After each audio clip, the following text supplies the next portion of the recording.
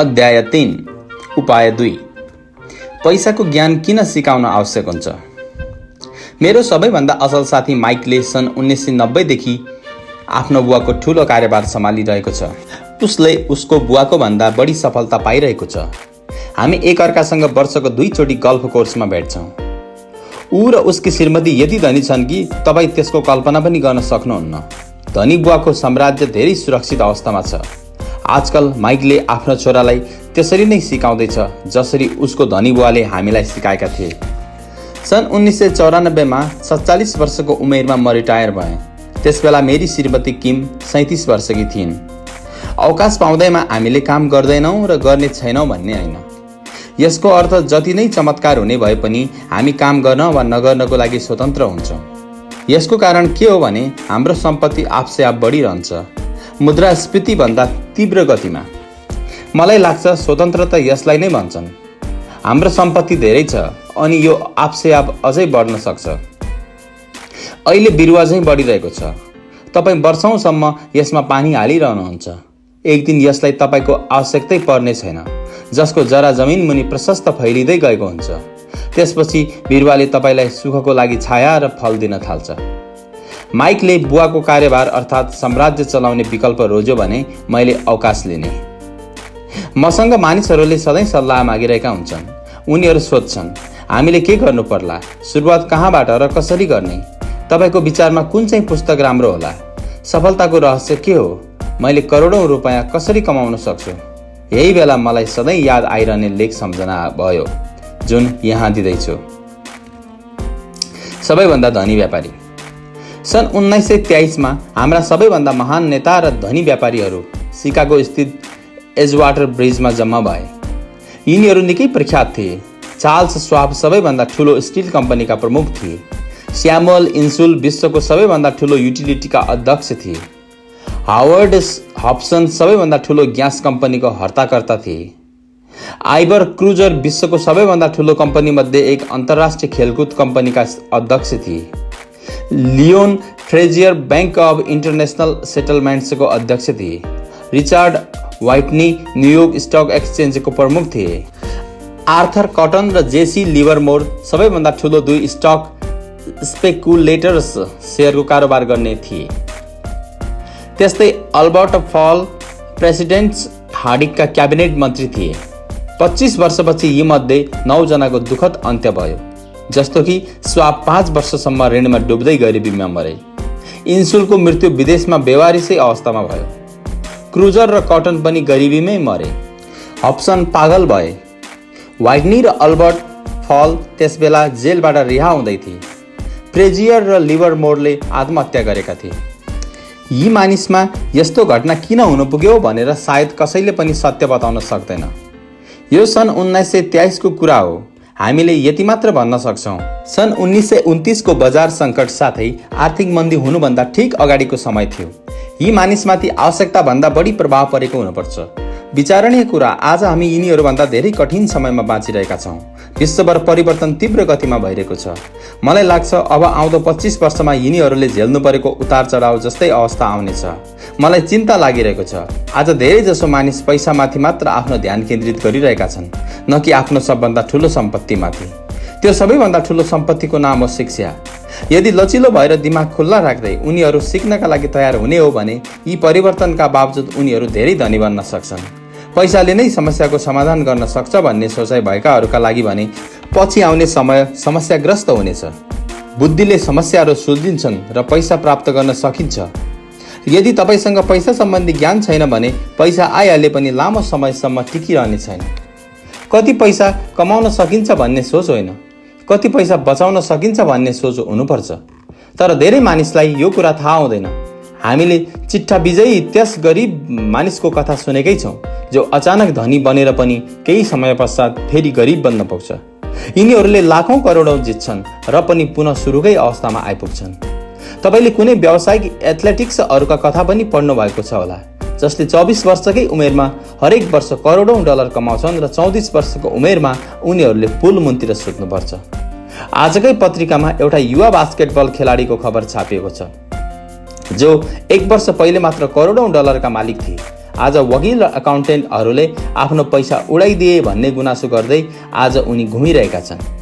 आज उनी निकै कम पारिश्रमिक लिएर कार धुने काम गरिरहेका छन्। उनी मात्र 29 वर्षका छन्। उनलाई कार धुने कामबाट पनि निकालिएको छ। उनले कार धुने बेलामा आफ्नो हातबाट च्याम्पियनसिप रिङको औँठी निकाल्न नमान्नु कामबाट निकालिनुको कारण रहेछ। उनले आफूलाई भेदभाव गरियो भन्दै निकालेकोमा विरोध गरिरहेका कारण त्यो खबर पत्रिकामा छापिएको रहेछ। औँठी नै त उनको महान जिन्दगीको एकलौटी चिनो हो। उनको भनाइमा यदि उनको औँठी निकाल्नु पर्यो भने बाँच्नुको कुनै सार रहने छैन, उनी मर्ने छन्। अहिले सन् 1997मा मैले धेरै नयाँ करोडपति चिन्छु। एकपल्ट फेरि सन् 1920 ताकाको समयको याद आउँदैछ। हुन त यति धेरै मानिस त्यस बेलामा भन्दा धनी भएकोमा म खुसी छु। उनीहरूलाई सचेत गराउन के मात्र चाहन्छु भने लामो समयसम्म तपाईँले कति पैसा कमाउनु भयो भन्ने भन्दा पनि महत्त्वपूर्ण कुरा लामो समयसम्म कति पैसा बचाएर राख्न सक्नुहुन्छ भन्ने कुरा महत्त्वपूर्ण हुन्छ। तपाईँले कति पिँढीसम्म त्यस पैसालाई राख्नुहुनेछ भन्ने कुराको महत्त्व हुन्छ। जब मानिसहरूले मलाई हामीले कसरी सुरुवात गर्ने या छिट्टै धनी कसरी बन्न सकिन्छ भनी सोध्छन्, त्यस बखत मेरो जवाब सुनेर उनीहरू धेरै चिन्तित हुन्छन्। मेरो धनी बुवाले मलाई बाल्यकालमा भनेको कुरा मात्र उनीहरूलाई म भन्ने गर्छु। यदि तिमी धनी बन्न चाहन्छौ भने तिमीमा पैसाको ज्ञान हुनुपर्छ। धनी बुवासँग भेट हुनासाथ उहाँको विचारले मेरो दिमागमा हलचल मचाउँथ्यो। मैले पहिले पनि भने मेरो शिक्षित बुवाले सधैँ किताब पढ्नुको फाइदा भनिरहनुहुन्थ्यो। अर्कोतिर मेरो धनी बुवाले वित्तीय साक्षरता वा पैसाको ज्ञान बढाउनमा जोड दिनुहुन्थ्यो। यदि एम्पायर स्टेट बिल्डिङ बनाउँदै हुनुहुन्छ भने सबैभन्दा पहिला तपाईँले गहिरो खाल्डो खनाउनु पर्नेछ, जसमा बलियो जग हाल्न लगाउनु पर्नेछ। यदि कुनै उपनगरमा एउटा घर बनाउँदै हुनुहुन्छ भने तपाईँले मात्र 6 इन्चको कङ्क्रिटको स्लेब हाल्नु पर्नेछ। तर दुर्भाग्य, बहुसङ्ख्यक मानिस धनी बन्ने चक्करमा 6 इन्चको स्लेबमाथि एम्पायर स्टेट बिल्डिङ उभ्याउन चाहन्छन्। हाम्रो स्कुले शिक्षा प्रणाली त्यो जमानाको हो जुन जमानामा खेतीपाती नै अर्थव्यवस्थाको आधार थियो। आज पनि उनीहरू जग बिनाको घरमाथि विश्वास गर्छन्। धुलोको भुइँ आज पनि लोकप्रिय छ। त्यसैले स्कुलबाट निस्कने केटाकेटीहरूको आर्थिक जग हुँदैन। जब एक दिन उनीहरूलाई निद्रा लाग्दैन, ऋणमा डुब्न थाल्छन्, अनि मात्र उनीहरू अमेरिकी सपना देख्न थाल्छन्। पैसाको समस्या धनी भएर मात्र सुल्झाउन सकिन्छ भनी त्यस बखत निर्णयमा पुग्छन्। महल बन्न सुरु हुन्छ। यो महल जति जति माथितिर उठ्दै जान्छ त्यति त्यति एम्पायर स्टेट बिल्डिङको सट्टामा लिनिङ टावर जस्तै झुक्दै जान्छ। माइक र मेरो सन्दर्भमा भने दुवै विकल्प सम्भव थियो, किनभने हाम्रो आर्थिक जग बलियो थियो। साथै हामीले सानैदेखि पैसाको बारेमा ज्ञान बटुलिसकेका थियौँ। हेर्ने हो भने अकाउन्टिङ सायद संसारको झर्को लाग्दो विषय हो। यो ज्यादै झन्झटिलो विषय पनि हो। यद्यपि तपाईँ लामो समयसम्म धनी बनिरहन चाहनुहुन्छ भने यो सबैभन्दा महत्त्वपूर्ण विषय पनि हो। सवाल यति मात्र हो, तपाईँ यति झन्झटिलो र पट्यार लाग्दो विषय आफ्ना बच्चालाई कसरी सिकाउन सक्नुहुन्छ? यस सवालको जवाब यति मात्र हो, यसलाई सजिलो बनाएर पहिला चित्रको माध्यमबाट सिकाउनुहोस्। धनी बुवाले माइक र मेरो लागि एउटा बलियो आर्थिक जग बसाउनु भएको थियो। हामी साना बच्चा भएकाले उहाँले हामीलाई सिकाउने एउटा सजिलो तरिका अपनाउनु भएको थियो। वर्षौंसम्म चित्र र शब्दहरूको प्रयोगबाट उहाँले मलाई सम्झाइरहनु भयो। माइक र मैले ती सजिला डायग्राम्सको सहायताले आर्थिक शब्दावली र पैसोको खेललाई बुझ्न सक्यौँ। यसको कयौं वर्षपछि मात्र धनी बुवाले अङ्कहरू जोड्न सुरु गर्नुभयो। आज माइकले आफूलाई आवश्यक भन्दा पनि बढी सूक्ष्म र जटिल अकाउन्टिङ विश्लेषण गर्न सक्छ। उसँग 10 अर्बको साम्राज्य छ। म यति धेरै विश्लेषण गर्दिनँ किनभने मेरो साम्राज्य सानो छ, तर हामी दुवैको जग सजिलो थियो। आउँदा पृष्ठहरूमा म तपाईँको अगाडि तिनै सजिला चित्र कोर्नेछु जुन माइकको बुवाले हाम्रो लागि कोरेका थिए। ती सजिला भए पनि उनले 2 साना बालकलाई ठोस र गहिरो जगमाथि सम्पत्तिको ठुलो महल बनाउन सिकाए। नियम 1, तपाईँले सम्पत्ति एसेट्स र दायित्व लाइबिलिटिज बीचको फरक थाहा पाउनुपर्छ। सधैँ सम्पत्ति किन्नु नै महत्त्वपूर्ण हुन्छ। यदि तपाईँ धनी हुन चाहनुहुन्छ भने तपाईँलाई यति मात्र थाहा भए पनि पुग्छ। यो पहिलो नियम हो। यो अकाट्य नियम हो। यो सजिलो पनि छ। यो नियम कति महत्त्वपूर्ण छ भने धेरैलाई थाहा हुँदैन। धेरै मानिसलाई सम्पत्ति र दायित्व बीच फरक थाहा हुँदैन। त्यसैले उनीहरू पैसाको समस्यामा अल्झिरहन्छन्। धनीहरू सम्पत्ति जम्मा गर्छन्, गरिब र मध्यमवर्गीय मानिस दायित्व जम्मा गर्छन्। तर गजबको कुरा, उनीहरूले सम्पत्ति जम्मा गरिरहेको छु भन्ने ठानिरहेका हुन्छन्। धनी बुवाले माइक र मलाई यसो भन्नुहुँदा उहाँले ठट्टा गरिरहे झैँ हामीलाई लागिरहेको थियो। हामी दुई फुच्चेहरूले धनी बन्ने रहस्य जान्न जति प्रयासरत र हैरानी गर्नुपर्ला भन्ने ठानेका थियौँ, त्यसको विपरीत यसको उत्तर अति सजिलो थियो। यो अति सजिलो भएको देखेर यसको बारेमा हामीले लामो समयसम्म मनन गरिरह्यौँ। सम्पत्ति भनेको के हो? माइकले सोध्यो। धनी बुवाले भन्नुभयो, अहिले त्यसको बारेमा चिन्ता नगर। अहिले केवल यस विचारलाई दिमागमा घुस्नु देऊ। यदि तिमी यसलाई सजिलै बुझ्न सक्छौ भने तिम्रो जीवनको एउटा योजना हुन्छ र तिमीलाई जीवनभर कहिल्यै पैसाको खाँचो हुने छैन। यो सजिलो छ, त्यसैले यसलाई नदेखे झैँ गरिन्छ। तपाईँको मतलब हामीले सम्पत्ति के हो भन्ने मात्र जान्न जरुरी छ, त्यसपछि के त्यसलाई पाए धनी बनिहाल्छौ? मैले सोधेँ। धनी बुवाले सहमति जनाउँदै भन्नुभयो, हो, यो त्यत्तिकै सजिलो छ। यदि यो त्यति सजिलो छ भने फेरि मानिसहरू किन धनी बन्दैनन् त? मैले सोधेँ। धनी बुवा मुस्कुराउनु भयो, किनभने मानिसहरू सम्पत्ति र दायित्व छुट्याउन सक्दैनन्। मैले सोधेको थिएँ, युवाहरू यति मूर्ख कसरी हुन सक्छन्? यदि यो यति धेरै सजिलो र महत्त्वपूर्ण छ भने प्रत्येकले यसलाई बुझ्न र खोज्न किन चाहँदैनन्? सम्पत्ति र दायित्व भनेको के हो भन्ने बुझाउन धनी बुवालाई केही मिनेट मात्र लाग्यो। ठुला मानिसलाई यो नियम सम्झाउन मलाई धेरै कठिन हुन्छ। किनभने उनीहरू बढी स्मार्ट हुन्छन्। धेरैजसो मानिसले सजिलो विचारलाई बुझ्न नसकेको मैले देखेको छु। यसको कारण भनेको उनीहरूलाई भिन्न प्रकारले शिक्षा दिएको छ। उनीहरूलाई अर्कै प्रोफेसनल्सले पढाएका छन्, जस्तै bankers, accountants, real estate agents, financial planners इत्यादि। धेरैजसो ठुला मानिसले धेरै कुरा बिर्सनु पर्ने बाध्यता हुन्छ। एकपटक फेरि केटाकेटी बन्नुपर्ने हुन्छ। एउटा विवेकशील वयस्कलाई सरल परिभाषामाथि ध्यान दिनु मूर्खता हो भन्ने लाग्छ। धनी बुवा क्या सिद्धान्तमा विश्वास गर्नुहुन्थ्यो? Keep it simple stupid. मूर्ख, यसलाई साधारण रहन देऊ। त्यसैले उहाँले दुई साना केटाको उपायलाई सरल बनाउनुहुन्थ्यो। यसरी उहाँले हाम्रो पैसाको जगलाई धेरै बलियो बनाइदिनु भयो। त्यसो भए मुस्किल र झन्झट के कारणले हुन्छ? यति सरल कुरा कसरी कठिन बन्न पुग्छ? कसैले यस्तो सम्पत्तिलाई किन किन्छन् जुन वास्तवमा सम्पत्ति नभएर दायित्व हुन्छ? यसको जवाब हामीले प्रचलित शिक्षामा पाउँछौँ। हामीले साक्षरता शब्दमाथि ध्यान दिन्छौँ र पैसाको साक्षरतालाई नदेखे झैँ गरिदिन्छौँ। कुनै वस्तु सम्पत्ति हो या दायित्व भने कसरी थाहा पाउन सकिन्छ? यसको अर्थ बुझ्न यदि शब्दकोशमा हेर्न थाल्नुभयो भने तपाईँ झन्झटमा फस्नुहुनेछ। मलाई लाग्छ त्यहाँ दिइएका परिभाषा कुनै अकाउन्टेन्ट्सलाई राम्रो लाग्ला।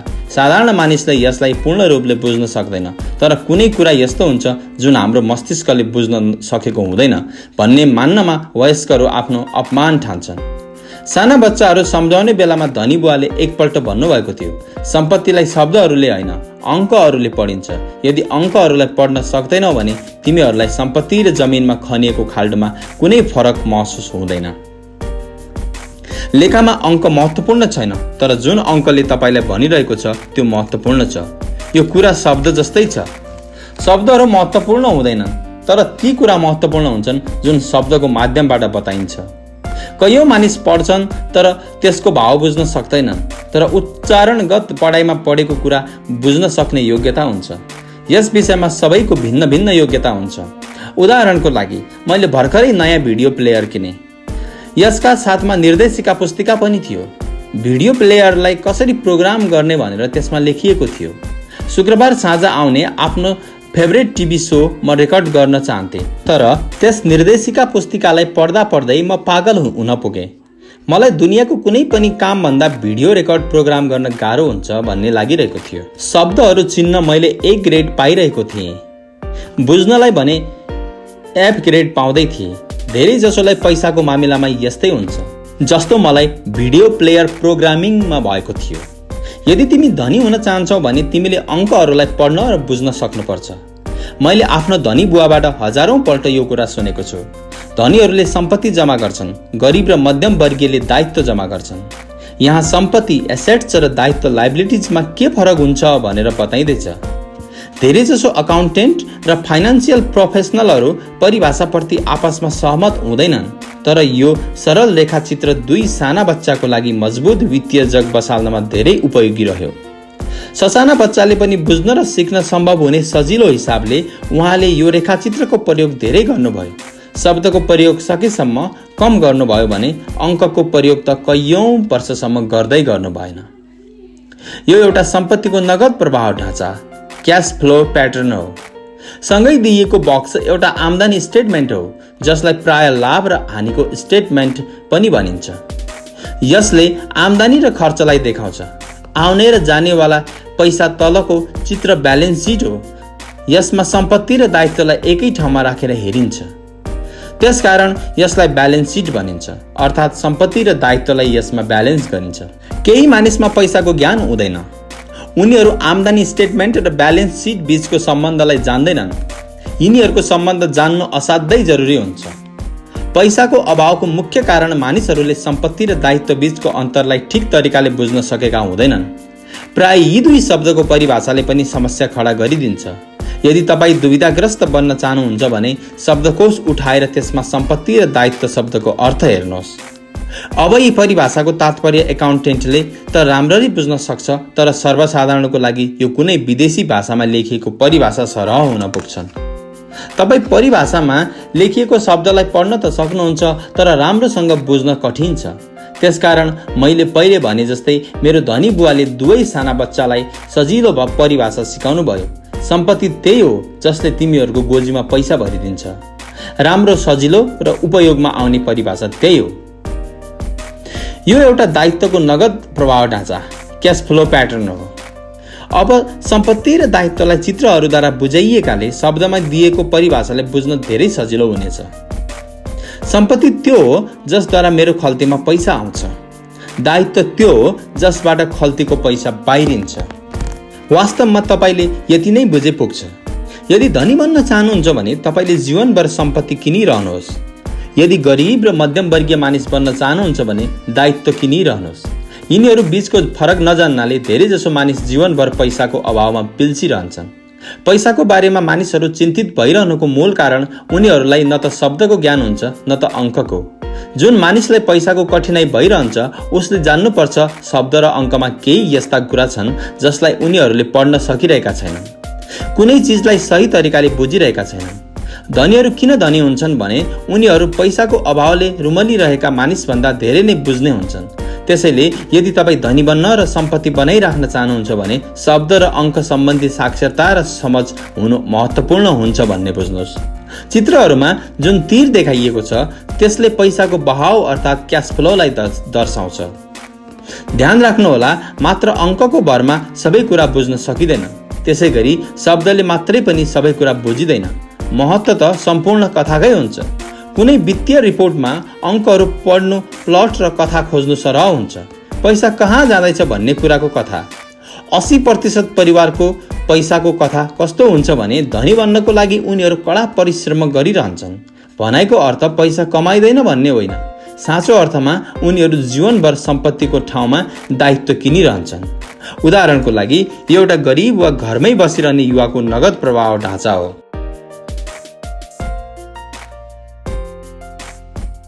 यो मध्यमवर्गीय मानिसको नगद प्रवाह ढाँचा हो।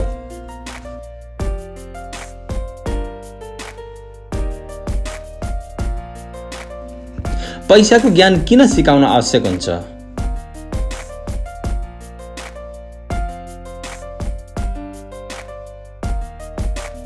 यो एउटा धनी मानिसको नगद प्रवाह ढाँचा हो।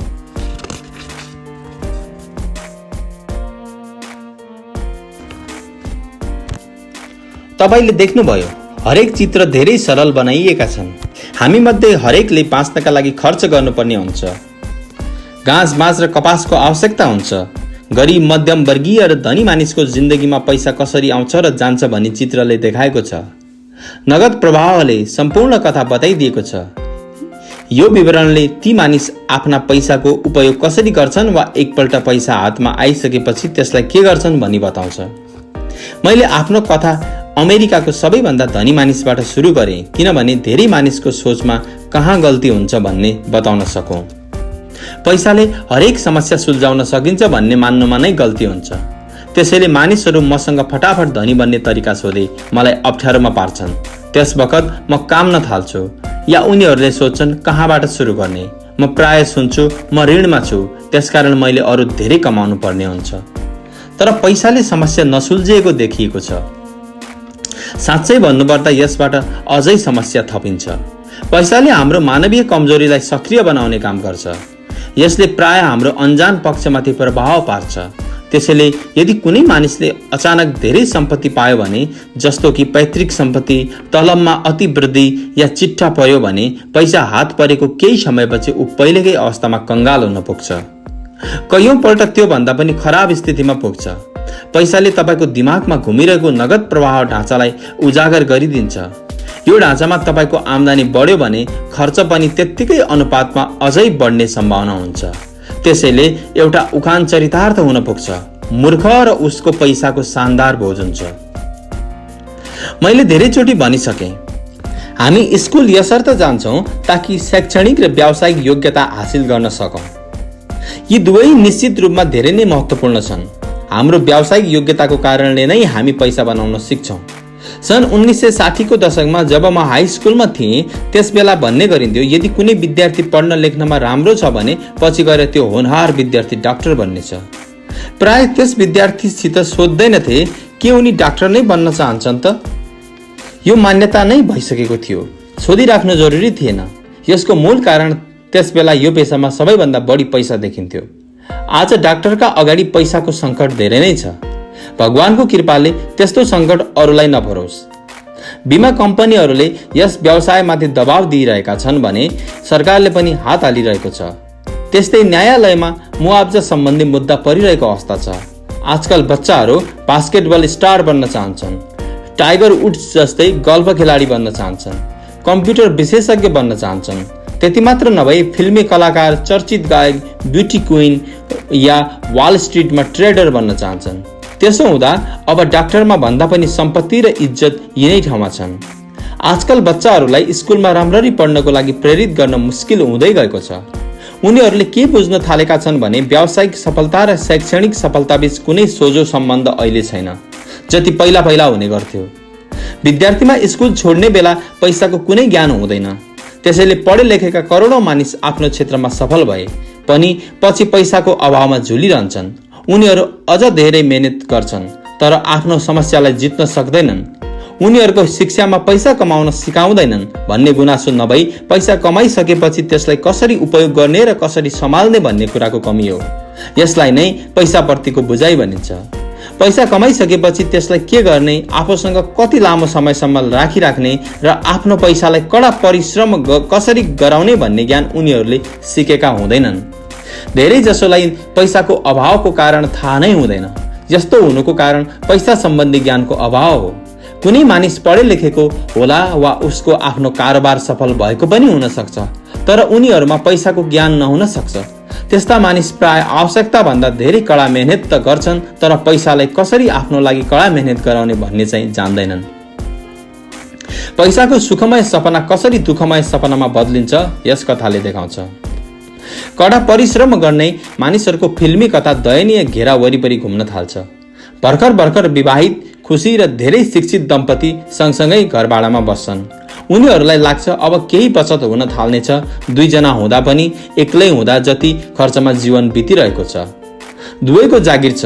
अब एउटा मात्र समस्या भनेको हाल बसेको कोठा सानो भएकाले आफ्नो सपनाको घर किन्नको लागि उनीहरूले पैसा बचाउन थाल्छन्। दुवैको सल्लाहले बच्चा जन्माउने तयारी पनि गर्छन्, जसले घरको शून्यतालाई हटाओस्। उनीहरूको आम्दानी पनि बढ्दै जान्छ किनभने दुवैको तलब छ। तलब वृद्धिको लागि आफ्नो योग्यता र दक्षता वृद्धिमा पनि निरन्तर लागिरहेका छन्। उनीहरूको आम्दानी झन्झन बढ्दै गइरहेको छ। जस्तो प्रकारले उनीहरूको आम्दानी बढ्न थाल्छ,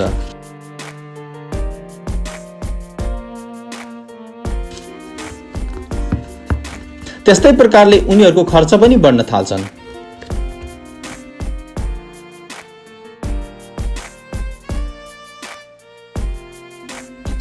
बहुसंख्यक मानिसको लागि पहिलो नम्बरको खर्च भनेको कर, ट्याक्स हो। केही मानिस कर भन्ना साथ आम्दानी कर ठान्छन्, तर सबभन्दा ठूलो कर भनेको सामाजिक सुरक्षा कर हो। कर्मचारीको विचारमा सामाजिक सुरक्षा कर र उपचार बीमा करलाई मिलाएर कुल कर 7.5% को हाराहारी हुन्छ, तर वास्तवमा यो 15% हुन्छ। किनभने तपाईको मालिकले पनि सामाजिक सुरक्षाको लागि त्यति नै रकम मिलाउनु पर्ने हुन्छ। विवादको विषय भनेको त्यो पैसा हो जुन तपाईको बोसले तपाईलाई दिन सक्दैन। सबैभन्दा ठूलो कुरा तपाईको आफ्नो तलबबाट काटिएको सामाजिक सुरक्षा करको रकमबाट पनि आम्दानी करलाई दिनुपर्ने हुन्छ। यो यस्तो खालको आम्दानी हुन्छ जुन तपाईको हातमा आएको हुँदैन, सिधै सामाजिक सुरक्षा करमा गएको हुन्छ। त्यसबाट अब दायित्व बढ्न थाल्छ।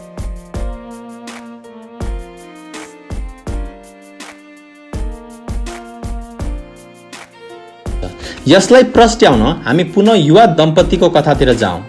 उनीहरूले आम्दानी बढाउनको लागि भाडाको घर नबसी आफ्नो सपना अनुसारको घर किन्ने निर्णय गर्छन्। जब उनीहरूको आफ्नो घर हुन्छ, उनीहरूमाथि नयाँ करको बोझ थपिन्छ, जसलाई सम्पत्ति कर भन्छन्। फेरि उनीहरूले नयाँ कार किन्छन्, नयाँ फर्निचर र नयाँ सामान किन्छन् ताकि उनीहरूको घर सुन्दर देखियोस्।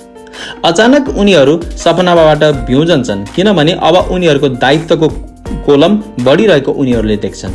उनीहरू ऋणमा छन्। उनीहरूले धेरै मर्गेज ऋण र क्रेडिट कार्ड ऋण चुकाउनु पर्ने हुन्छ। अब उनीहरू मुसा दौडमा फँसिसकेका हुन्छन्। एउटा बच्चा जन्मिन्छ। उनीहरू आफ्नो र बच्चाको लागि भनेर अझै कडा परिश्रम गर्छन्। प्रक्रिया फेरि दोहोरिन्छ। धेरै पैसा आउँछ, त्यसमा पनि धेरै कर लाग्छ, जसलाई ब्रिकेट क्रिप पनि भनिन्छ। त्यही बेला उनीहरूको हातमा हुलाकबाट एउटा क्रेडिट कार्ड आउँछ।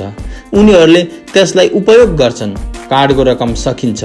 त्यसै बेला एउटा ऋण दिने कम्पनीको मानिस आएर उनीहरूलाई भन्छ, तपाईहरूको सबैभन्दा ठुलो सम्पत्ति घरको मूल्य बढिसकेको छ। कम्पनीले अब उनीहरूको एउटा बिल कन्सोलिडेसन ऋण दिने अफर गर्छ, किनभने उनीहरूको क्रेडिट धेरै राम्रो छ। कम्पनीले उनीहरूलाई आफ्नो धेरै ब्याज दरमा लिएको ग्राहक ऋणलाई क्रेडिट कार्डद्वारा बुझाउन सुझाव पनि दिन्छ। यसबाट उनीहरूको घरमा लाग्ने ब्याज आत्मसात गर्दै धेरै ब्याज दरको क्रेडिट कार्डलाई बुझाई राहतको सास फेर्छन्। अब उनीहरूले क्रेडिट कार्डको हिसाब निल गरेर आफ्नो उपभोक्ता ऋणलाई मोर्गेजमा बदलिदिन्छन्। उनीहरूको भुक्तान पनि कम हुन्छ, किनभने उनीहरूले आफ्नो ऋण 30 वर्षमा किस्ताबन्दीमा चुकाउँदा हुन्छ। समस्याबाट मुक्ति पाउने यही स्मार्ट तरिका हो। उनीहरूका साथी सङ्गीहरूले सपिङ जान आग्रह गर्छन्। मेमोरियल डे बिक्री हुँदैछ। यो मौकामा खरिद गरी केही बचाउनु बुद्धिमानी हुन्छ।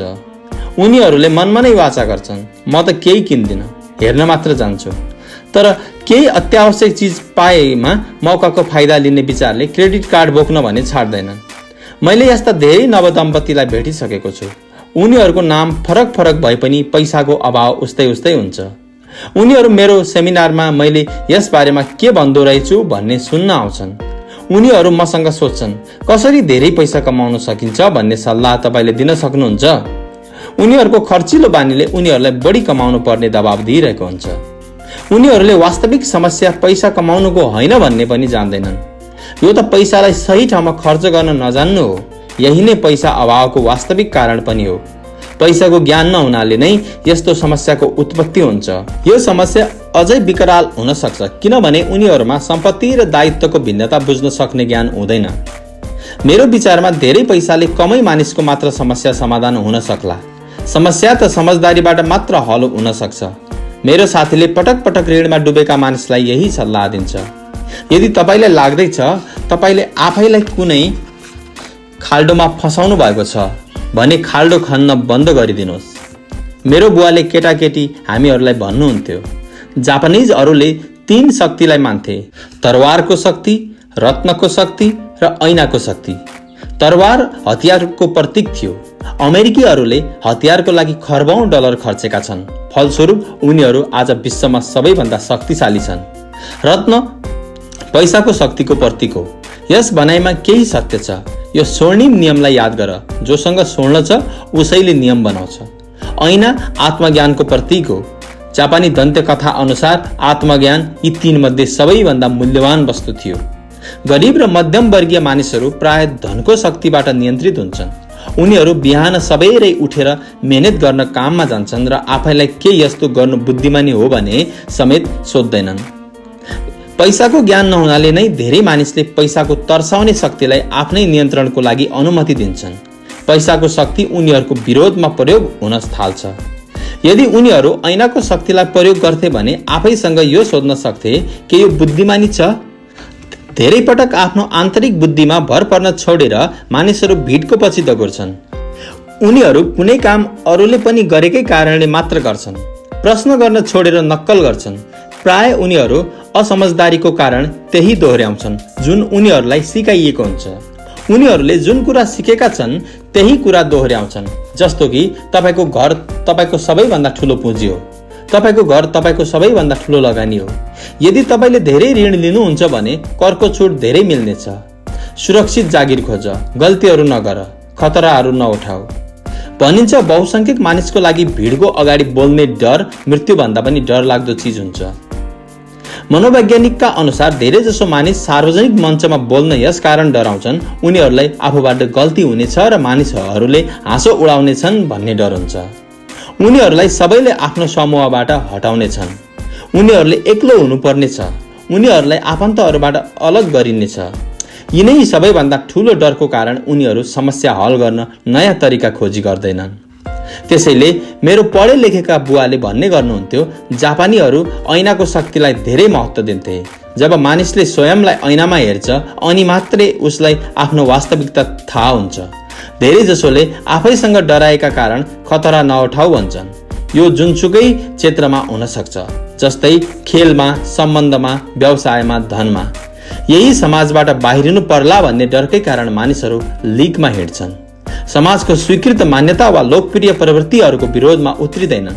तपाईँको घर सम्पत्ति हो। बिल कन्सोलिडेसन लोन ल्याऊ र ऋणबाट बाहिर निस्क। कडा परिश्रम गर।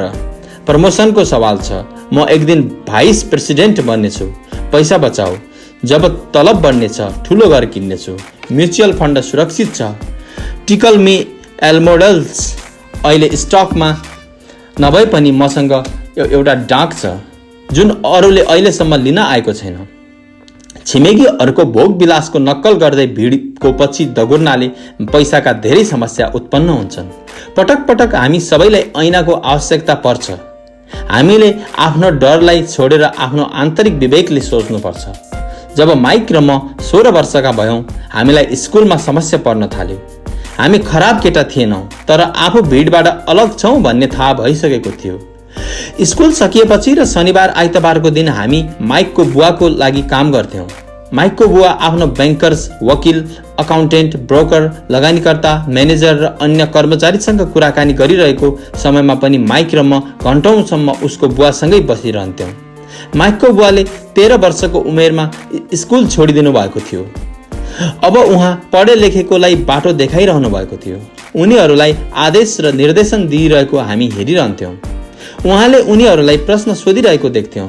पढे लेखेका मानिस उहाँको एउटै आवाजमा दौडेर आउँथे र उहाँ रिसाउनु होला कि भनेर डराउँथे। माइक र मैले उहाँसँग बसेर जति सिक्यौँ त्यति हामीले स्कुलमा बिताएका वर्षमा कहिल्यै सिकेनौँ, कलेजमा पनि सिकेनौँ। माइकको बुवासँग स्कुलको शिक्षा नभए पनि उहाँसँग पैसाको शिक्षा थियो। त्यसैले उहाँ सफल पनि हुनुभएको थियो। उहाँले हामीलाई पटक पटक भन्ने गर्नुहुन्थ्यो, एउटा बुद्धिमान मानिसले आफूभन्दा बुद्धिमान मानिसलाई जागिरमा राख्न सक्छ। त्यसैले माइक र मैले बुद्धिमान मानिसहरूको कुरा सुन्ने र उनीहरूबाट केही सिक्ने मौका पायौँ। तर हाम्रो शिक्षकले हामीलाई सिकाउने जस्ता सामाजिक मान्यतासँग चल्न सिकेनौँ। यसबाट धेरै समस्या उत्पन्न भयो। जस्तो कि कुनै शिक्षकले भन्थे, यदि राम्रो नम्बर पाएनौ भने तिमीले दुनियाँमा केही गर्न सक्दैनौ। यस्तो सुन्नासाथ माइक र मैले आफ्नो आँखी बहुत तन्काउँथ्यौँ।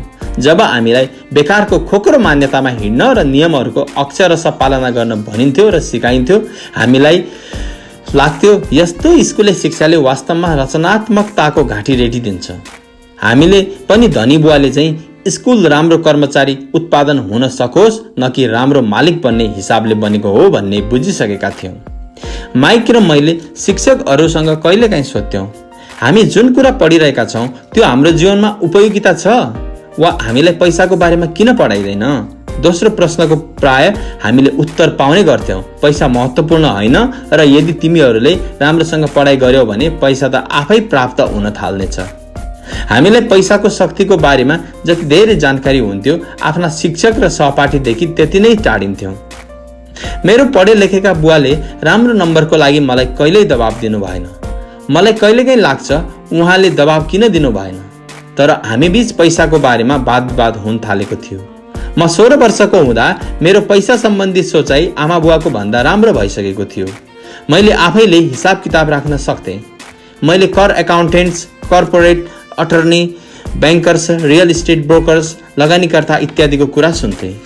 मेरो बुवा भने शिक्षकहरूसँग कुरा गर्नुहुन्थ्यो। एक दिन मेरो बुवाले हाम्रो घर हाम्रा लागि सबैभन्दा ठुलो पुँजी किन हो भने सम्झाउँदै हुनुहुन्थ्यो। घर हाम्रो लागि राम्रो पुँजी किन होइन भनेर मैले उहाँलाई जानकारी दिएँ। यस कुराले लिएर हामी बीच ठुलो बहस चर्क्यो। अगाडि दिएको चित्रबाट स्पष्ट हुन्छ आफ्नो घरलाई लिएर मेरो धनी र गरिब बुवाको विचारमा कति फरक थियो। एउटा बुवाको विचारमा उहाँको घर एउटा सम्पत्ति थियो भने अर्को बुवाको विचारमा उनको घर केवल एउटा दायित्व थियो। धनी बुवा अनि गरिब बुवा। मलाई अझै पनि सम्झना छ, मैले तल दिएको चित्र कोरेर मेरा बुवालाई क्यास फ्लोको प्रभाव बताउने कोसिस गरेको थिएँ। मैले उहाँलाई यो पनि भने घरको साथसाथै त्यससँग सम्बन्धित अन्य केही खर्च पनि बढ्दै जान्छ। एक ठुलो घरको मतलब अरू धेरै खर्च र यसको अर्थ हुन्छ क्यास फ्लो अर्थात् नगद प्रवाह खर्चको बाटो हुँदै अगाडि बढिरहन्छ। दायित्व। आज पनि मानिसहरू मसँग उनीहरूको घर दायित्व किन होइन भन्ने विषयमा विवाद गर्छन्। मलाई थाहा छ धेरैजसो मानिसको लागि आफ्नो घर सबैभन्दा ठुलो सपना हुन्छ, त्यसैले उनीहरू यसलाई आफ्नो सबैभन्दा ठुलो पुँजी मान्छन्। आफ्नो घरको मालिक हुनु जतिको राम्रो अरू केही हुँदैन। म यस लोकप्रिय मान्यतालाई हेर्ने एउटा अर्को दृष्टिकोण सम्झाउन चाहन्छु। यदि मैले र मेरी श्रीमतीले एउटा ठुलो शानदार घर किन्ने कुरा सोच्ने हो भने हामीले यसलाई एउटा सम्पत्ति मान्ने छैनौँ, बरु यो हाम्रो लागि एउटा दायित्व हुनेछ। किनभने हाम्रो खल्तीबाट पैसा निस्कने छ। यो त थियो मेरो तर्क। हुन त बहुसंख्यक मानिस कुरामा सहमत हुँदैनन्, किनभने घर एउटा भावनात्मक चिज हो। जब पैसाको प्रश्न उठ्छ अनि पैसाको ज्ञानलाई भावनाहरूले ढाकिदिन्छन्। मेरो व्यक्तिगत अनुभवमा पैसाले हरेक निर्णयलाई भावनात्मक बनाइदिन्छ। जब घरको कुरा आउँछ म के भन्न चाहन्छु भने धेरैजसो मानिस त्यो घरको मूल्य चुक्ता गर्न जिन्दगीभर काम गरिरहन्छन्, जुन घरको तिनीहरू कहिल्यै पूर्ण रूपले मालिक हुँदैनन्। अर्को शब्दमा धेरैजसो मानिस एउटा घर किनेको केही वर्षपछि अर्को घर किन्छन् र हरेक पल्ट पहिलो घर बनाउनको लागि जुन ऋण लिन्छन् त्यसमा उनीहरूलाई हरेक पल्ट फेरि 30 वर्षको लागि नयाँ ऋण थपिन्छ। 2 हुन त मानिसहरूले मोर्गेज पेमेन्टमा ब्याजको लागि करमा छुट पाउँछन्, तर उनीहरूलाई आवश्यक खर्चको लागि प्राप्त हुने केही डलरको उपयोग आफ्नो मोर्गेज पूर्ण रूपले चुक्ता भइसकेपछि पनि करको लागि गरि नै रहनुपर्ने हुन्छ। 3 सम्पत्ति कर। मेरा सासू ससुरालाई धक्का लाग्यो जब उहाँहरूको घरको सम्पत्ति कर $1000 प्रति महिनासम्म पुग्यो। यो त्यतिखेर हुन पुग्यो जतिखेर उहाँहरू अवकाश हुनु भइसकेको थियो र यो वृद्धिले उहाँहरूको अवकाश पछिको बजेटमा गडबड हुन पुग्यो। उहाँहरूले बाध्यतावश घर बेचेर अर्को सानो घरमा सर्नु पर्यो। घरको मूल्य सधैँभरि बढ्दैन। मेरा केही साथीले आफ्नो घरको लागि ऋण लिएका थिए। उनीहरूले $10 लाख भन्दा पनि धेरै ऋण तिर्नु छ, तर आज त्यो घरको मूल्य $7 लाख भन्दा बढी छैन। 5 सबैभन्दा ठुलो हानि अवसर गुमाउनाले हुन्छ। यदि तपाईको सबै पैसा घरमा फसिरहेको छ भने तपाईले धेरै मेहनत गर्नुपर्ने हुन्छ ताकि तपाईको खर्च चलिरहोस्। यसबेला तपाईको सम्पत्तिवाला कोलममा कुनै वृद्धि हुँदैन।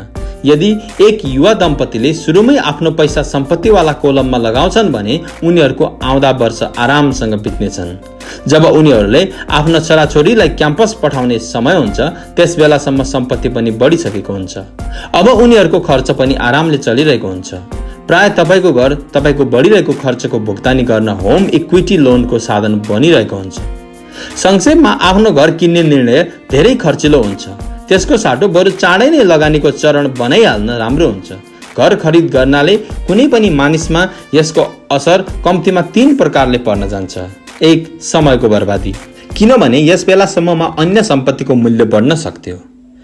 2 अतिरिक्त पुँजीको बर्बादी, जसलाई फेरि दोस्रो पटक लगानी गर्न सकिन्थ्यो, जबकि घर किनिसकेपछि तपाईले घरसँग सम्बन्धित धेरै खर्च बेहोर्नु पर्ने हुन्छ।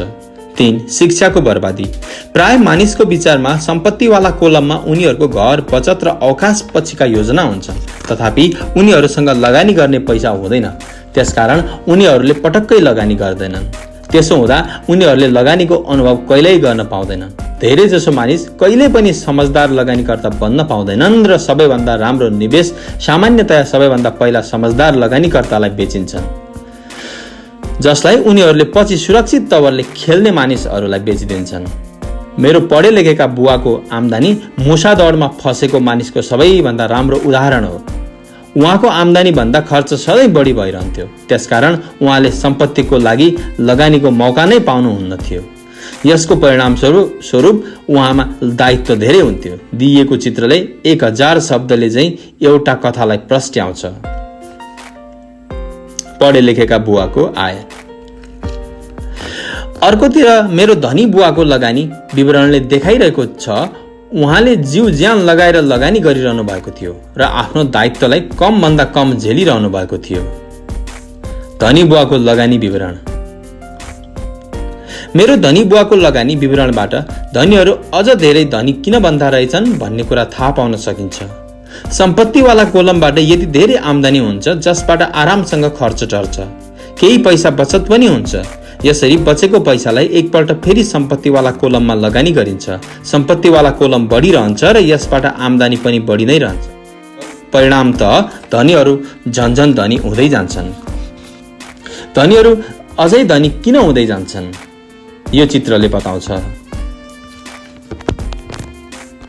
मध्यमवर्गीय मानिसहरू सधैँ पैसाको अभावले पिरोलिरहन्छन्। उनीहरूको मुख्य आम्दानी तलबबाट हुन्छ। जति जति तलब बढ्दै जान्छन् उनीहरूको कर पनि उति उति बढ्दै जान्छ। आम्दानीसँगै उनीहरूको खर्च पनि बढ्न जान्छ।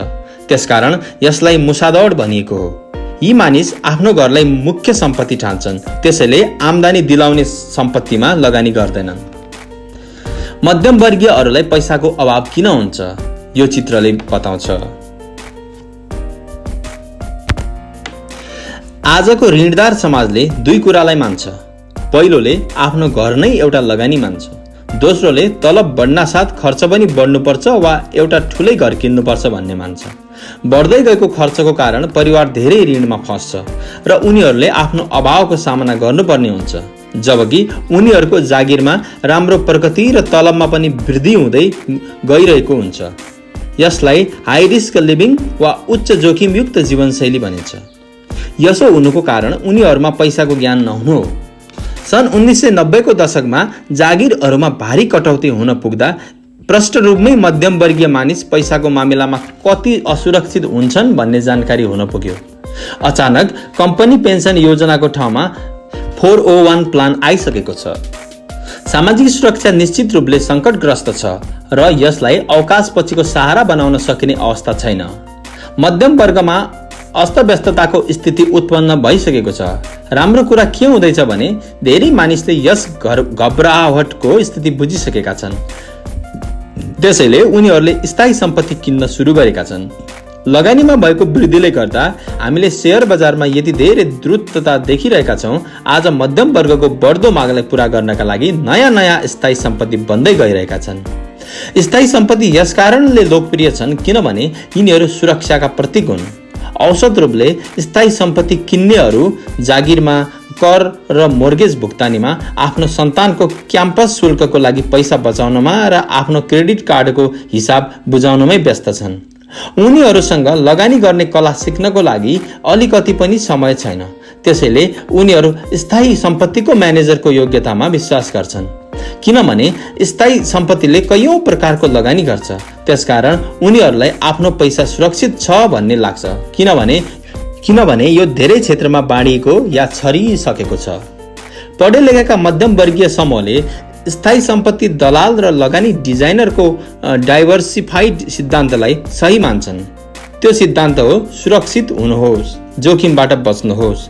वास्तविक डर भनेको पैसाको ज्ञान नहुनाले औसत मध्यम वर्गीय मानिसहरू खतराको सामना गर्छन्। सुरक्षित बाटो रोज्नुको कारण उनीहरूसँग पैसाको अभाव हुन्छ। उनीहरूको बचत चार्टमा बचत हुँदैन। उनीहरूको सम्पत्तिवाला कोलम खाली हुन्छ, दायित्ववाला कोलम भरिएको हुन्छ। सामान्यतया उनीहरूको आम्दानीको एकमात्र साधन उनीहरूको तलब हुन्छ। उनीहरूको जीवनयापन पूर्ण रूपले उनीहरूको मालिकमाथि निर्भर हुन्छ। जब साँच्चै नै जिन्दगीमा एकपल्ट आउने मौका उनीहरूको सामु आउँछ, तर पनि उनीहरूले त्यो मौकाको फाइदा उठाउन सक्दैनन्, किनभने उनीहरू यति कडा मेहनतले कमाएको पैसा डुब्ला भनेर डराउँछन्। त्यसैले सुरक्षित खेल खेल्छन्, सबैभन्दा धेरै कर बुझाउँछन्, ऋणको बोझबाट थिचिरहन्छन्। मैले यस खण्डको सुरुमै भने झैं सबैभन्दा महत्त्वपूर्ण नियम हो सम्पत्ति र दायित्वको बीचको अन्तरलाई चिन्न सक्नु। पहिला तपाई यी दुई बीचको भिन्नता बुझ्नुहोस्, त्यसपछि आम्दानी दिने सम्पत्ति किन्ने लगातार कोसिस गरिरहनुहोस्। धनी बन्ने बाटोमा हिँड्ने यो सबैभन्दा उत्तम तरिका हो। यसलाई निरन्तरता दिइरहनु भएमा तपाईको सम्पत्तिवाला कोलम बढिरहनेछ। आफ्नो दायित्व र खर्च कम गर्ने कोसिस गरिरहनुहोस्। यसबाट तपाईको सम्पत्तिवाला कोलममा पैसा आइरहनेछ। चाँडै नै तपाईको सम्पत्तिवाला कोलम धेरै मजबुत हुनेछ। तपाईले अझै खतरायुक्त लगानी गर्न सक्नुहुनेछ। यस्तो लगानीमा 100% देखि अनन्तसम्म फाइदा हुन सक्छ। यस्ता लगानी जसमा $5000 को रकम चाँडै नै $10,00,000 या त्योभन्दा धेरै हुन्छ, यस्ता लगानीलाई मध्यम वर्गले धेरै जोखिमयुक्त मान्छन्। लगानी जोखिमयुक्त छैन। यो त्यस व्यक्ति स्वयंकै पैसाको अज्ञान र वित्तीय निरक्षरता हो। यिनै अज्ञान र वित्तीय निरक्षरताले नै लगानीलाई धेरै खतरायुक्त बनाइदिन्छ। यदि तपाईले त्यही गर्नुहुन्छ जुन सबैले गर्छन् भने तपाईको लागि यो चित्र उपयुक्त हुनेछ। एउटा कर्मचारी भएको नाताले जो घरको मालिक पनि हो, तपाईको जागिरको शैली सामान्यतया यस्तो हुन्छ। 1. तपाई कसैको लागि काम गर्नुहुन्छ भने ख्याल गर्नुहोस्, तलब लिएर काम गर्ने धेरै जसो मानिसले मालिकलाई या शेयर होल्डर्सहरूलाई धेरै धनी बनाइरहेका छन्। तपाईका कोसिस, मेहनत र सफलताले वास्तवमा तपाईको मालिक सफल हुन्छ। उसको अवकाश वृत्तिमा सहयोग मिल्छ। 2. तपाई सरकारका लागि काम गर्नुहुन्छ। तपाईले देख्नुभन्दा पहिला नै सरकारले तपाईको तलबबाट आफ्नो भाग लिइसक्छ। धेरै परिश्रम गरेर तपाईले सरकारलाई तिर्नुपर्ने करमा वृद्धि गर्नुहुन्छ। धेरै जसो मानिस जनवरीदेखि मेसम्म केवल सरकारको लागि काम गर्छन्। 3. तपाई बैंकको लागि काम गर्नुहुन्छ। कर बुझाइसकेपछि तपाईको सबैभन्दा ठूलो खर्च सामान्यतया मोर्गेज र क्रेडिट कार्डको ऋण चुकाउँदैमा हुन्छ। त्यसैले यदि तपाईले मेहनत मात्रै गर्दै जानुभयो भने यी तीनै मामलामा तपाईको धेरै मेहनतबाट कोही अरूलाई धेरै फाइदा दिन्छ। तपाईले आफ्नो धेरैभन्दा धेरै मेहनतबाट कसरी आफू र आफ्नो परिवारलाई सिधा फाइदा मिल्न सक्छ भनेर सिक्नुपर्छ। यदि तपाईले आफ्नो कामसँग मात्र मतलब राख्ने निर्णय गर्नुभयो भने पनि तपाईलाई आफ्नो लक्ष्य निर्धारण कसरी गर्ने थाहा हुँदैन। मालिकहरू तपाईलाई नोकर बनाइराख्न चाहन्छन्, तलब दिएकै भरमा आफू सम्पत्ति आर्जन गर्न चाहन्छन्। जब उनीहरूको सम्पत्ति बढ्छ त्यसवखत उनीहरू आफ्नो सफलताको मूल्याङ्कन कसरी गर्छन्? आफूसँग पैसा छ र आफू धनी छु भनेर कुनै मालिकले कतिखेर महसुस गर्छन्? सम्पत्ति र दायित्वको बारेमा मेरो आफ्नो परिभाषा छ। वास्तवमा मैले यो कुरा बकमिल्टर फुलर नाम गरेको मान्छेबाट सिकेको हुँ। मानिसहरू उसलाई वैद्य भन्छन्। कयौंले त उसलाई एउटा जिउँदो जाग्दो जिनियस भन्दछन्। वर्षौं पहिले सन् 1961 मा उसले जियोडेसिक नाम डोमको कानुनी अधिकारको लागि आवेदन दिएको थियो। यसबाट सबै वास्तविद हैरान भएका थिए। त्यस आवेदनमा फुलरले पैसाको बारेमा पनि केही भनेका थिए। पहिले त त्यसको वास्तविक अर्थ बुझ्न सकेको थिएन। पटक पटक पढेपछि त्यसको तात्पर्य बुझ्न थाले। पैसा कुनै पनि व्यक्तित्वको त्यो योग्यता हो जसको सहाराले ऊ पछि आउने यति दिनसम्म बाँच्न सक्छ। अर्थात् यदि मैले आज काम गर्न बन्द गरिदिए भने म कति समयसम्म बाँच्न सक्छु। यो नेटवर्थ जस्तो होइन जुन तपाईको सम्पत्ति र दायित्व बीचको फरक हो। हरेक मानिसलाई आफूसँग भएको समान मूल्यवान छ भन्ने लाग्छ। यस परिभाषाद्वारा साँच्चै सही मूल्याङ्कन गर्न सकिन्छ। मैले जब साँच्चै नै आर्थिक रूपले स्वतन्त्र हुने मेरो लक्ष्यको सन्दर्भमा कति प्रगति गरिसकेको छु भनेर मूल्याङ्कन गर्न जान्दछु। हुन त नेटवर्थमा यस्ता चिज पनि आउँछन् जसमा पैसा आउँदैन। जस्तै त्यो वस्तु जुन तपाईको ग्यारेजमा अडिएको छ। पैसाको सोझो हिसाब हो तपाईको पैसाले कति पैसा बनाइरहेको छ। त्यसैले तपाई आर्थिक रूपले कति दिनसम्म बाँच्न सक्नुहुन्छ। पैसा वास्तवमा सम्पत्तिको कोलमको नगद प्रवाह र दायित्ववाला कोलम बीचको तुलना हो। एउटा उदाहरण लिउँ। यसो भनौँ मसँग हरेक महिना सम्पत्तिवाला कोलमबाट $1000 नगद प्रवाह छ र मेरो खर्च हरेक महिना $2000 छ भने मसँग कति पैसा हुन्छ? अब हामी बकमिस्टर फुलरको परिभाषातर्फ लागौं। उनको परिभाषाको हिसाबले म कति दिनसम्म जीवित रहन सक्छु? यदि हामीले एक महिनामा 30 दिन मान्यौं भने यस परिभाषाको हिसाबले म 15 दिनसम्म बाँच्न सक्छु। जब मैले आफ्नो सम्पत्तिबाट हरेक महिना $2000 नगद प्रवाह हासिल गर्न थाले भने म पैसावाला भइहाल्नेछु। हुन त म धनी छैन तर म पैसावाल अवश्य छु। हरेक महिना मेरो सम्पत्तिबाट मैले जुन आम्दानी पाउँछु त्यो मेरो महिनाभरको खर्चको लागि पर्याप्त हुन्छ। यदि मैले आफ्नो खर्चलाई बढाउन चाहे भने त्यो भन्दा पहिले मैले आफ्नो सम्पत्तिबाट आउने नगद प्रवाहलाई बढाउनु पर्छ। यो ध्यान राख्नुहोस्, यस बखत म आफ्नो तलबमाथि पटक्कै निर्भर रहेको छैन। मैले सम्पत्तिवाला कोलम भर्न ज्यान फालेर कोसिस गरेको थिएँ र अब म यसमा सफल पनि भएको थिएँ, अनि यही कारणले आज म आर्थिक रूपले स्वतन्त्र भएको छु। यदि आज मैले आफ्नो जागिर छोडिदिए भने पनि मेरो सम्पत्तिबाट यदि नगद प्रवाह भइरहनेछ जसबाट मेरो खर्च सजिलै चलिरहनेछ। मेरो दोस्रो लक्ष्य भनेको आफ्नो सम्पत्तिबाट आउने अतिरिक्त नगद प्रवाहलाई फेरि पनि सम्पत्तिवाला कोलममा जति बढी पैसा जान्छ मेरो सम्पत्तिवाला कोलम त्यति नै बढिरहन्छ। मेरो सम्पत्तिवाला कोलम जति बढ्दै जान्छ त्यहाँबाट त्यति नै धेरै नगद प्रवाह भइरहन्छ। जबसम्म मैले आफ्नो खर्च भइरहेको नगद प्रवाहभन्दा कम गरिरहन्छु तबसम्म म धेरै धनी बनिरहन्छु। याद राख्नुहोस्, मेरो आम्दानी शारीरिक परिश्रमबाट होइन दोस्रो तरिकाबाट भइरहेको छ। जबसम्म पुनर्लगानीको यो प्रक्रिया चलिरहन्छ म धनी बन्ने बाटोमा तीव्र गतिले हिँडिरहेको हुनेछु। धनीको वास्तविक परिभाषा हेर्नेको दृष्टिकोणमा हुन्छ। तपाईँ कहिल्यै पनि अत्यधिक धनी हुन सक्नुहुन्न। यी सजिला उपाय याद राख्नुहोस्। धनीहरू सम्पत्ति किन्छन्, गरिबहरूले केवल खर्च गर्छन्। मध्यम वर्गीयले दायित्व किनिरहेका हुन्छन् तर सम्पत्ति किनिरहेको छु भन्ने ठानिरहेका हुन्छन्। त्यसो भए कसरी मैले आफ्नो कामसँग मात्रै मतलब राखे? यस प्रश्नको उत्तर के हो? मैकडोनाल्डको मालिकको कुरा सुनौ। अध्याय 4 उपाय 3 आफ्नो काममा मतलब राख्नुहोस्।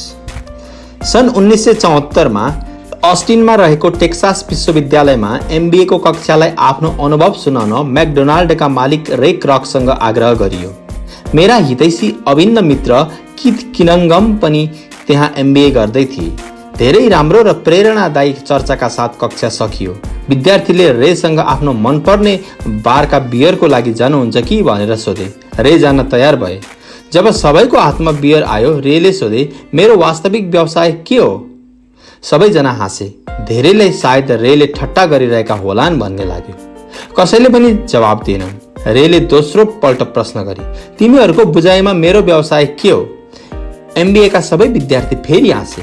अन्त्यमा एउटा बहादुर विद्यार्थीले जोडसँग भन्यो, रे संसारमा यस्तो को होला जसले तपाईँ ह्यामबर्गर व्यवसायमा हुनुहुन्छ भन्ने जान्दैन? रेले हाँस्दै भन्न थाले, मलाई थाहा थियो तिमीहरूले यही भन्नेछौ। उनी एकछिन मौन रहेर भन्न थाले, लेडिज एन्ड जेन्टलम्यान, म ह्यामबर्गर बिजनेसमा छैन। मेरो वास्तविक व्यवसाय घर जग्गा हो। किथका अनुसार रेले आफ्नो भनाइलाई प्रस्ट्याउनको लागि धेरै समय लगाए। आफ्नो व्यवसाय योजना अनुसार रेलाई थाहा थियो उनको व्यवसायको मूल लक्ष्य ह्यामबर्गर फ्रेन्चाइज बेच्नु थियो, तर उनले कहिल्यै कुनै फ्रेन्चाइजको लोकेसन भुलेनन्। उनलाई थाहा थियो रियल इस्टेट र यसको लोकेसन प्रत्येक फ्रेन्चाइजको सफलतामा सबैभन्दा महत्त्वपूर्ण तत्त्व हो। मूलत यसले फ्रेन्चाइजी किनिरहेको थियो। ऊ रे क्रकको संगठनको फ्रेन्चाइजी चेनको सदस्य बन्थ्यो। उसले पनि त्यस जमिनको लागि पैसा दिइरहेको हुन्थ्यो र त्यसलाई किनिरहेको हुन्थ्यो। आज मैकडोनाल्ड विश्वमा रियल इस्टेटको सबभन्दा ठुलो एकलौटी मालिक छन्। उनीसँग क्याथोलिक चर्चको भन्दा पनि बढी रियल इस्टेट छ। आज उनीसँग अमेरिका र विश्वका अरू देशमा समेत सबैभन्दा महँगा चौबाटा र घडेरी छन्। किथको भनाइमा यो उनको जीवनको सबैभन्दा ठुलो शिक्षा थियो। आज किथसँग कार धुने व्यवसाय छ, तर उनको वास्तविक व्यवसाय कार धुने ग्यारेज नजिकको रियल इस्टेट हो।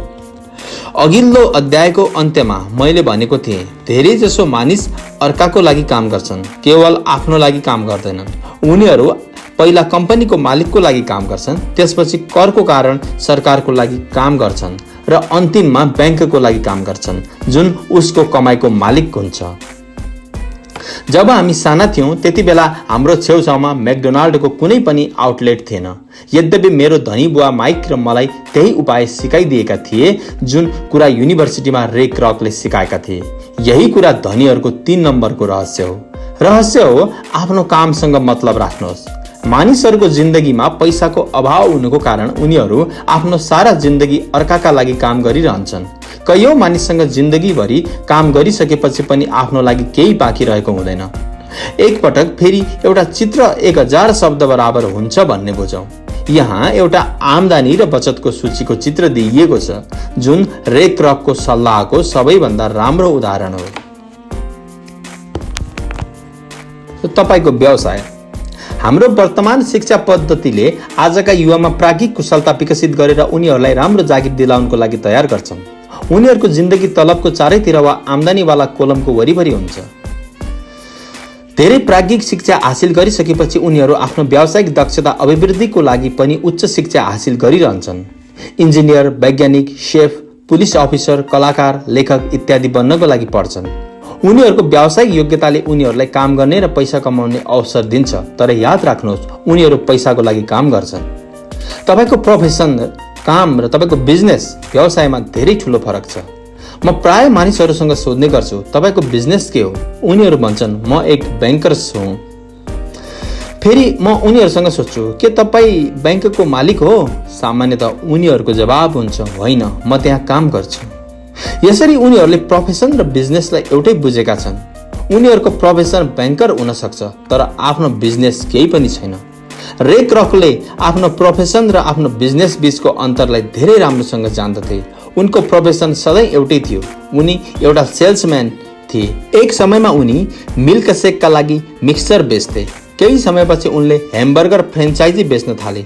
हुन त उनको प्रोफेसन ह्यामबर्गर फ्रेन्चाइजी बेच्नु थियो, तर उनको उद्देश्य आय हुने किसिमको रियल इस्टेटको लागि जम्मा गर्नु थियो। स्कुलको एउटा समस्या भनेको तपाईँ जुन विषय पढ्नुहुन्छ त्यही बन्नुहुन्छ। उदाहरणको लागि, यदि तपाईँ कुकिङको अध्ययन गर्नुहुन्छ भने भान्से अथवा कुक बन्नुहुन्छ। यदि तपाईँले कानुनको अध्ययन गर्नुहुन्छ भने वकिल बन्नुहुन्छ।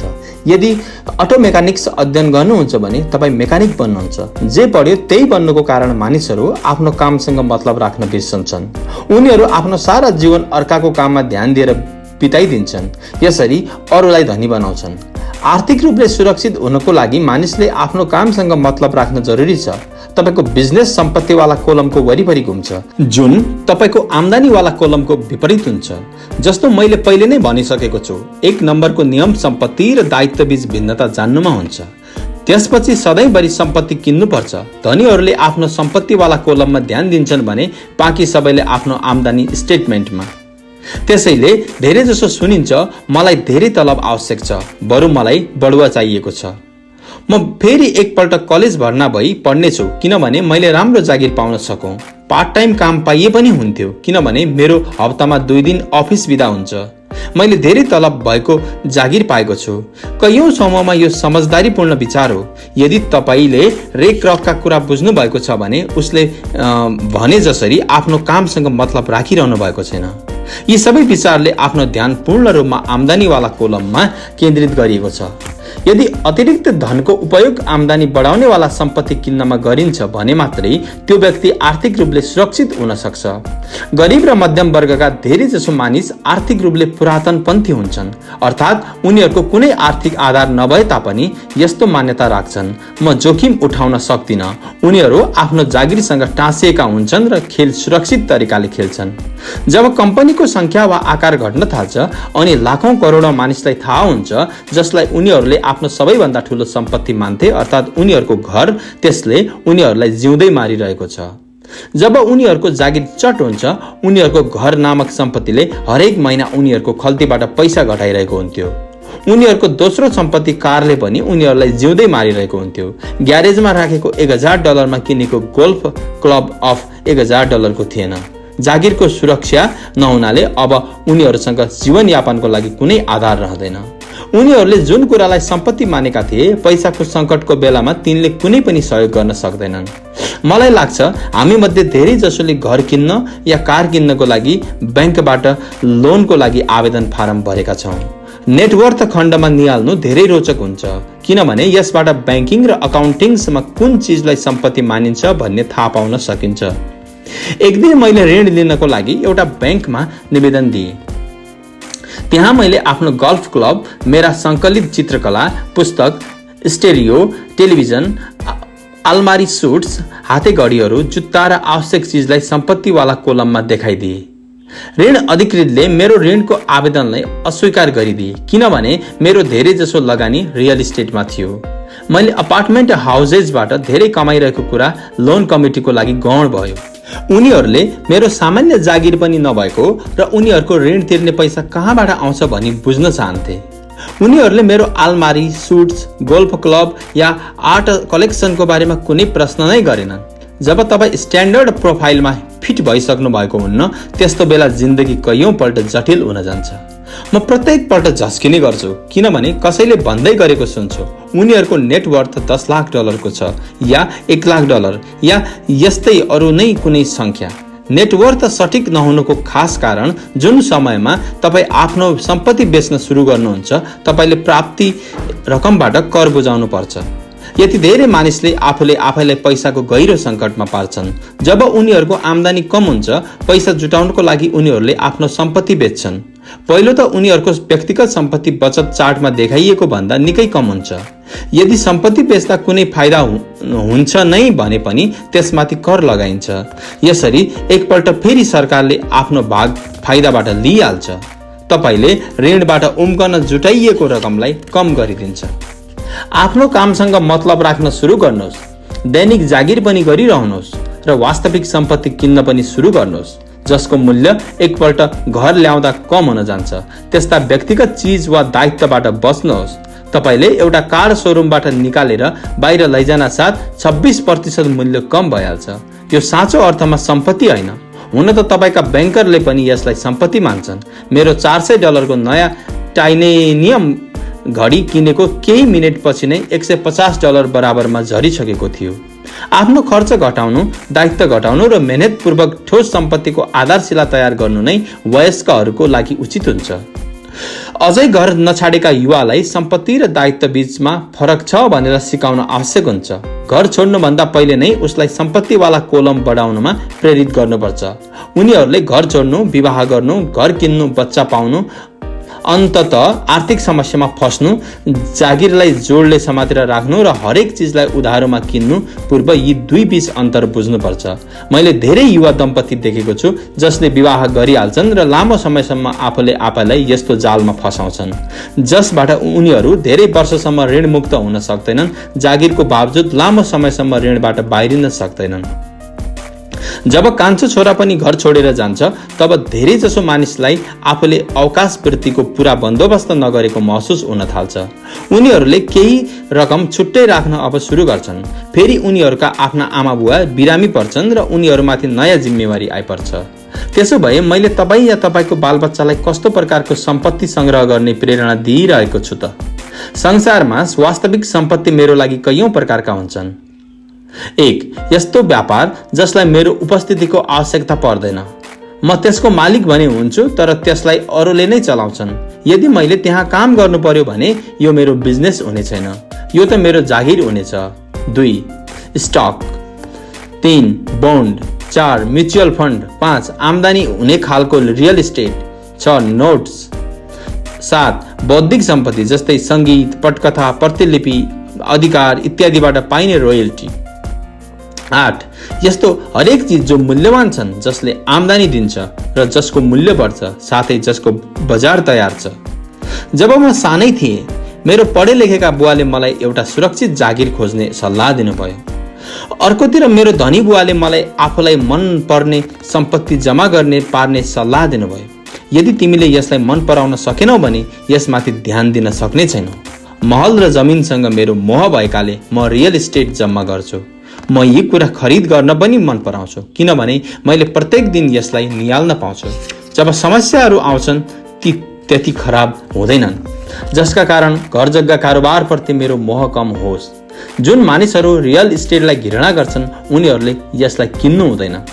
साना कम्पनीको स्टकसँग पनि मेरो प्रेम छ, खास गरी नयाँ कम्पनीको स्टकसँग, किनभने म एन्टरप्रेन्योर हुँ, न कि कुनै कर्पोरेट व्यक्ति। सुरुवातका वर्षमा मैले ठुल्ठुला संगठनमा काम गरिसकेको छु, जस्तो क्यालिफोर्नियाको स्ट्यान्डर्डमा, युएस मरिन कर्प्स, अमेरिकी सेनाको एउटा विशेष टुकडी र फोटोकपी मेसिन कर्पोरेन्स आदि। मैले यी संगठनमा विगतका धेरै आनन्द उठाएँ। मसँग कैयौं सुखद सम्झनाका पल छन्, तर भित्री रूपले म कम्पनीमा काम गर्ने मान्छे होइन। मलाई कम्पनी खोल्न राम्रो लाग्छ तर चलाउन त्यति राम्रो लाग्दैन। मैले जुन सेयर किन्छु त्यो पनि सामान्यतया साना कम्पनीकै हुन्छन्। कैयौं पल्ट त मैले कम्पनी खोल्छु र त्यसैलाई सार्वजनिक बनाइदिन्छु। नयाँ स्टकको सेयरमा भाग्य चम्कने भएकाले मलाई यो खेल मन पर्छ। धेरै मानिस कम पुँजी भएका कम्पनीदेखि डराउँछन् र त्यसलाई खतरापूर्ण ठान्छन्। ती खतरनाक पनि छन्, तर खतराको स्थिति न्यून हुँदै जान्छ यदि तपाईले लगानीलाई प्रेम गर्नुहुन्छ, त्यसलाई बुझ्नुहुन्छ भने। साना कम्पनीको सेयर चाँडै बेच्ने मेरो रणनीति हुन्छ। 1 वर्षै भित्रमा आफ्नो सेयर बेचिदिने यो रणनीतिले काम गरिरहेको छ। अर्कोतर्फ मेरो रियल इस्टेटको रणनीति थोरै सम्पत्तिबाट सुरु गर्नु हो। फेरि म त्यस सानो सम्पत्तिलाई बेचेर अलि ठुलो सम्पत्ति किनिहाल्छु।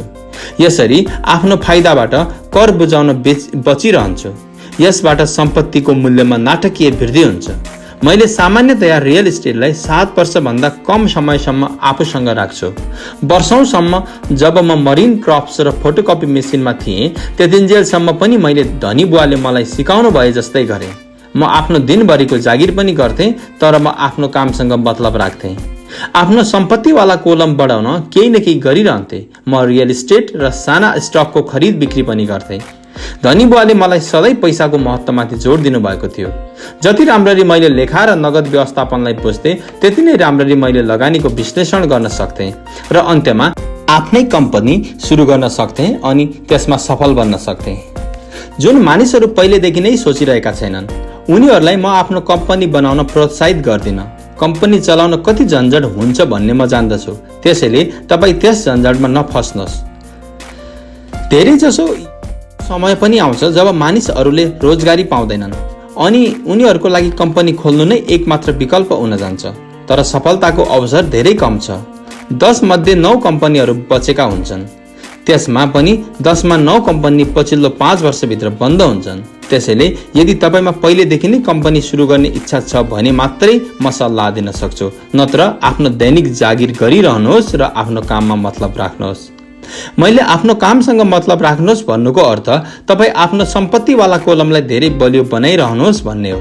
एकपल्ट यसमा $1 आए पनि बाहिर निस्कन नपाओस्। यसलाई यसरी सोच्नुहोस्, जब $1 तपाईको सम्पत्तिवाला कोलममा जान्छ तब त्यो तपाईको कर्मचारी बन्छ। पैसाको बारेमा सबैभन्दा राम्रो चिज भनेको यसले हरेक दिन 24 घण्टा काम गर्छ, त्यो पनि कैयौं पुस्तासम्म। आफ्नो दिनको जागिर कायम राख्नुहोस्। एउटा राम्रो कर्मचारीले जस्तै काम पनि गर्नुहोस्, तर आफ्नो सम्पत्तिवाला कोलम बढाइरहनुहोस्।